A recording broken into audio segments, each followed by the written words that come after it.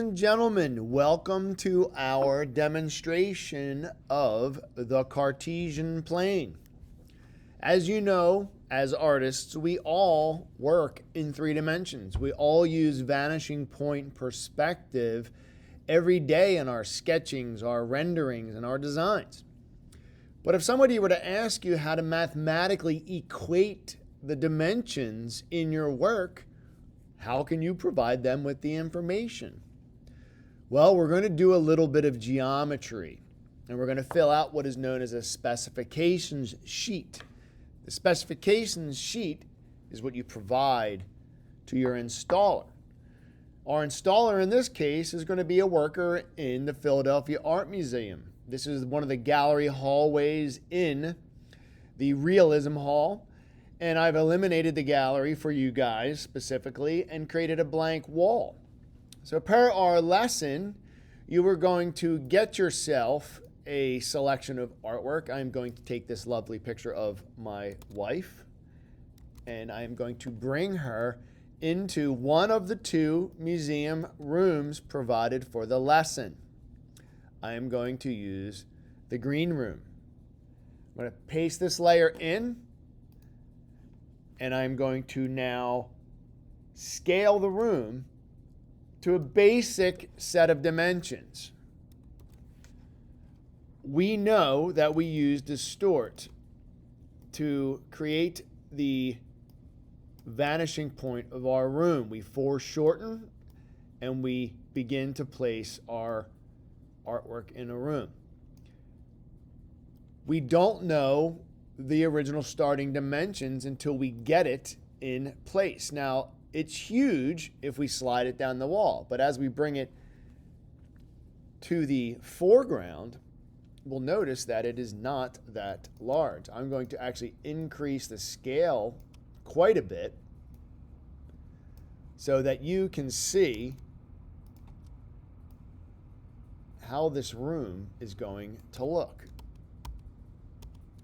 I'm going to change that, and I am going to do that again because that did not look appropriate. There we go. I'm scaling it more. I like this angle better. I don't like that. I need to be careful in the ways in which, there, look how nice and smooth. We want to watch the way we scale these images. Look how quickly we lose perspective. Don't forget, we need to follow the Cartesian plane. So let's pretend that is section 1. For the lesson, I also provided the Cartesian grid as we see here. It is a basic X and Y axis, which has a midsection created by the cross of the upper left to lower right coordinates. This is the basis for the Cartesian plane formula. Going back to our room, let's activate a layer for this Cartesian plane. You'll see. Now, to do it successfully, I'm going to make a copy of this layer and hide it for later in case I want to use it for something else. I'm going to distort this layer to the size of the beginning or the background of the wall. I'm going to shrink it down to the height. Look at the height of the ceiling and the floor. You have now set the precedent for the height, which is the vertical dimension, which if you look at your Google slide, you can always refer back. You can go through this lesson and you can look at all of the different pieces of information that show you X and Y axis. So we're using vocabulary and terminology that make sense. The Y is the vertical, the X is the horizontal. We are now going to distort this by holding Shift and creating our first gap. Now look at this on the wall. It is perfect here. But is it perfect here? No. We are going to put it in position. We are going to zoom out a little bit so we have plenty of room to manipulate these lines. I'm going to stretch the proportion to the edge of the room, and then I'm going to then readjust these angles to match the floor and the ceiling lines. Now all that's done is give us a center line.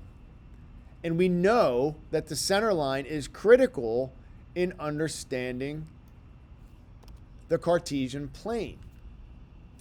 So now that I have a center line in my room, I'm going to actually create a new layer, and I'm going to draw that in, and I'm going to do it in a very bright color. I'm going to get myself a super bright yellow, and I am now going to create this line, shift off the page, and I'm going to increase my stroke a bit, and now I have my midpoint. So now I have the beginning of organizing the distance for my next images that move backwards to the vanishing point. But we're going to create even symmetry by using the Cartesian plane. The first thing we're going to do is we're going to draw the vertical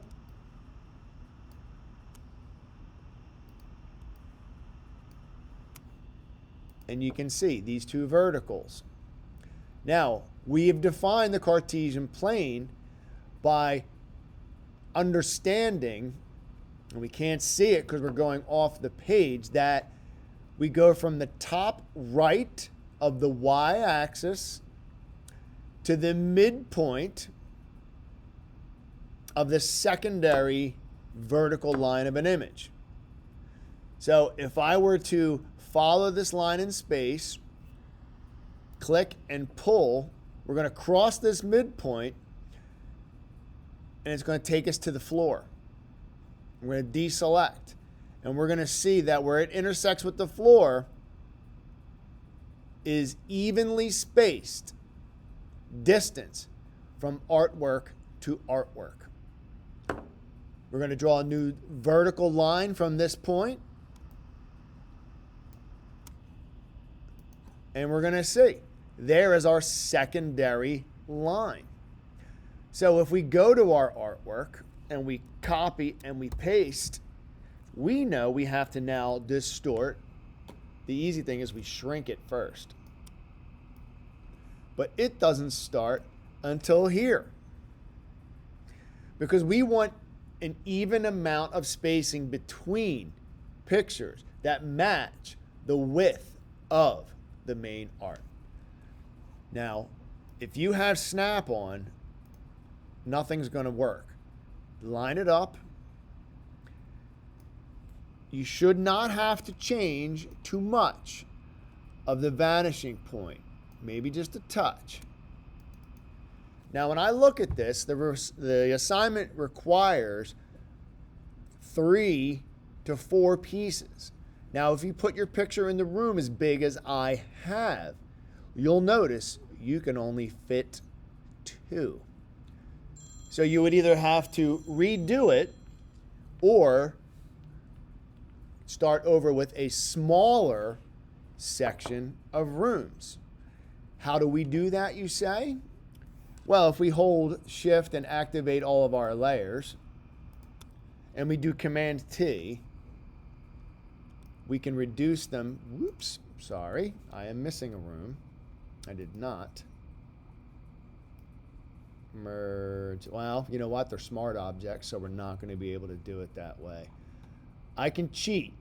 Let's do these 3 layer. If you notice this, they're smart objects. Rasterize layers. That way you can combine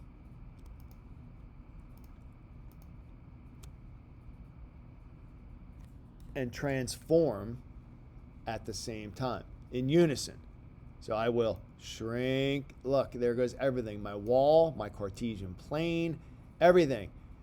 But you'll notice it is distorted because we're changing the overall scale. So we're going to have to readjust our Cartesian plane. And we can do that.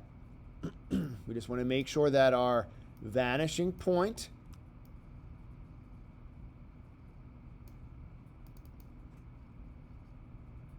don't forget, we can turn all these off when we're done. But these are the walls in perspective.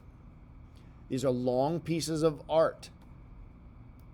But now, following the method of the Cartesian plane, we can now zoom in and add another vertical row because we have the third dimension. So we are going to take and create a new vertical. Let's do it on our top layer. We're going to bring that up. We now have a vertical for the y-axis. We can now go from the upper right to the midpoint and go across, and that is going to cross this dimension here. So look, you can add to this grid. Don't forget, it's just a grid. We're going to eliminate it when we're done. Click and shift. There's the base. Click and shift. Here's the top. So as we go, you'll notice less and less space for your images. Let's do the vertical. Theoretically, we'll click on our image. We will Command J. We will bring it down to this place. And we will change the scale. We will reduce it to fit within. There you go. That is the third picture, spaced evenly within the grid. You can now turn the grid off because it starts to get confusing. You can look at all three of your images in space. You can move them succinctly. They are now evenly spaced on the wall. There is no lighting. There is no effect. So if you compare it to the left side where you can see the shadows and the lighting, yes, it looks different. This does not look real. I can really quickly merge those. Let's merge down these images. Let's get them all on the same plane. There we go. Pictures, pictures. Do some quick lighting because I know what you guys are thinking. Mr. Anderson, they don't look real. Let's shadow them real quick. Hide, levels. Let's give them a little bit of life. This is what you guys are going to do too. You're going to go to your base layer. We're going to light it a little bit. There. Now the shadows are there. We're going to put a nice overall glow on the wall because I know how you guys think. Now we're starting to see some reality. Okay? We can tweak all day long. The exercise is on perfect geometry, guys, not perspective and creating the proper illusion of light and dark. What's odd about perspective, the reality of this is these lines all start to look like they're not perpendicular, but they are. If I were to connect from this tip to this tip, you'll notice that they all line up. Let's get rid of that one and move forward. Now, the key is to now measure the distance from the original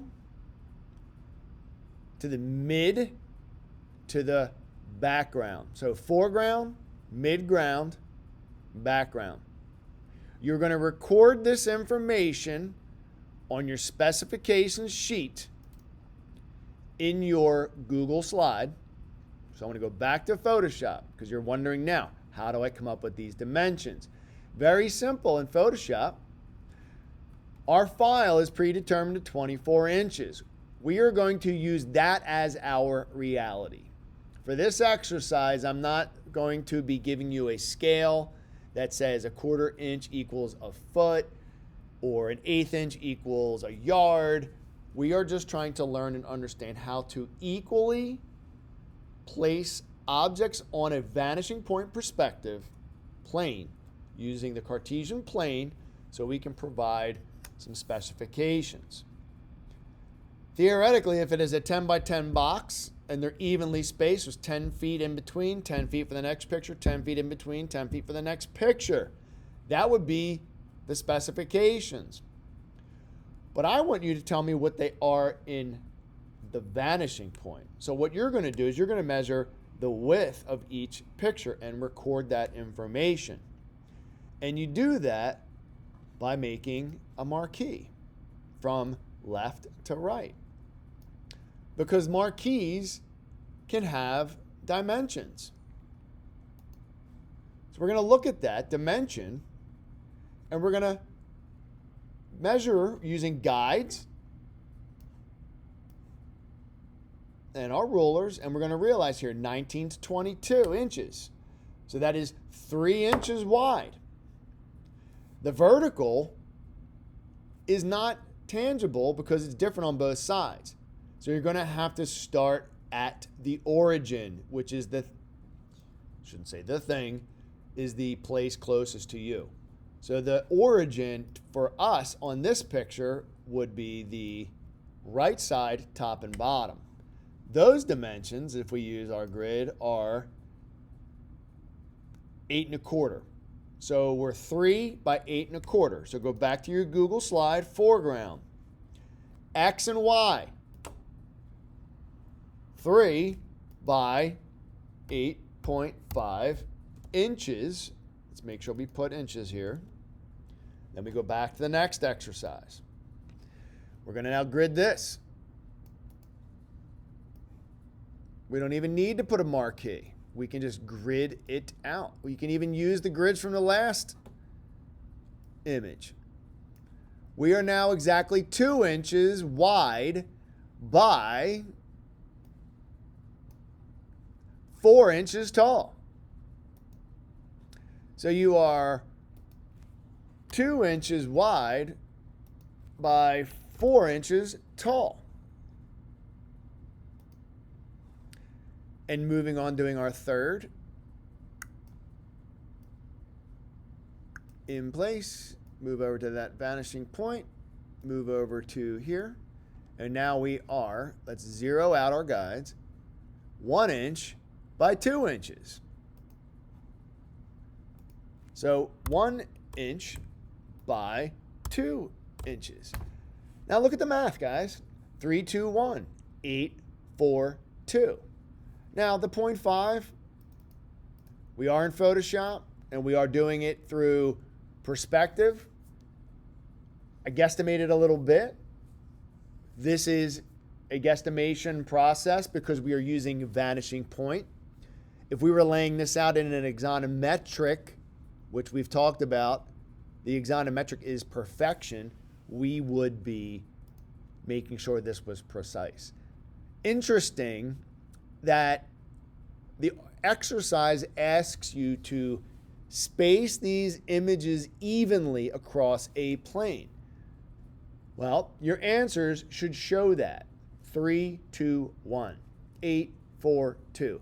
They are equidistant numbers, thus proving that you have successfully created this image. And on top of it, you now have a gallery wall piece of artwork that you could create to submit for your portfolio. Please save your file, print for critique. Please add any additional information you'd like to the artwork to spruce it up. Fill out your specifications form according to the lesson and hand it in. Thank you very much, guys. Have a great day.